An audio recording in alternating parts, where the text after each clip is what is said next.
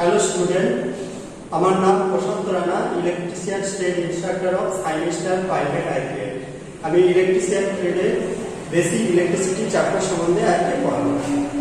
Basic ইলেকট্রিসিটিতে আমরা প্রথমে জানবো কারেন্ট কি। কারেন্ট হচ্ছে কোনো পরিবাহীর মধ্য দিয়ে ফ্রি অফ মুক্ত ইলেকট্রনের প্রবাহকে বলা হয় কারেন্ট।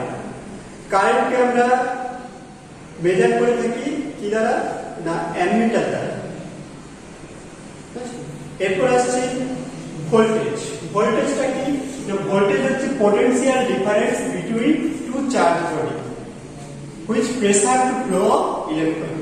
না দুটি ভিন্ন বিভব প্রভেদের বস্তুর মধ্যে যে চাপের সৃষ্টি হয়, যার ফলে কি হচ্ছে না মুক্ত ইলেকট্রনগুলো ফ্লো করে। তো এটাকে হচ্ছে ভোল্টেজ। ভোল্টেজকে আমরা মেজার করে থাকি কি দ্বারা, না ভোল্টমিটার দ্বারা। এরপর আসছি আমরা রেজিস্ট্যান্স। রেজিস্ট্যান্স কি না which oppose to flow of electron, যেটা আমাদের কি হচ্ছে না ইলেকট্রনের ফ্লোটাকে বাধার সৃষ্টি করে। এই রেজিস্ট্যান্সকে আমরা মেজার করে থাকি কি দ্বারা, না ওহম মিটার দ্বারা। এই রেজিস্ট্যান্স সম্বন্ধে জানার আগে আমরা একটা ল জানবো, সেটা হচ্ছে কি না ওহমস ল। ওহমস লতে কি বলেছে না when temperature is constant, current is proportional, voltage is proportional to current. V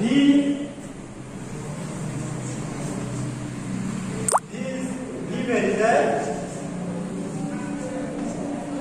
I and V varies I and inversely proportional to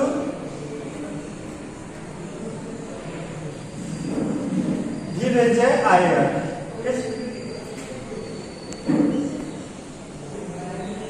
তাহলে ওহমসে বলেছে voltage varies by current and voltage is inversely proportional to the resistance.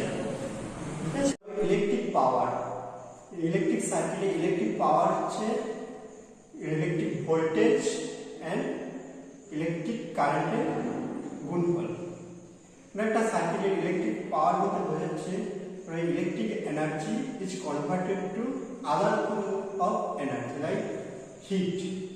একটা সার্কিটের electric power hit মানে তাপ বা অন্য ফর্মে পরিবর্তিত থাকে, তা ইলেকট্রিক পাওয়ার বলে। ইলেকট্রিক পাওয়ারকে আমরা মেজার করে থাকি ওয়াট দ্বারা।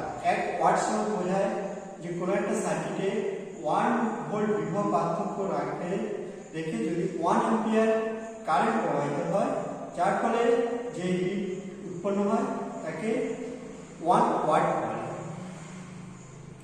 এরপর আসছে ইলেকট্রিক এনার্জি।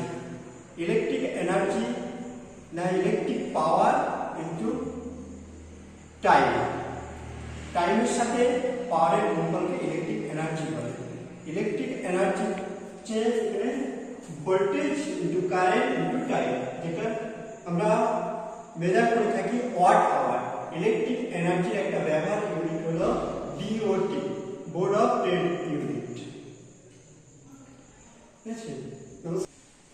এরপর আমরা নেক্সট ভিডিওতে পরের ক্লাস আলোচনা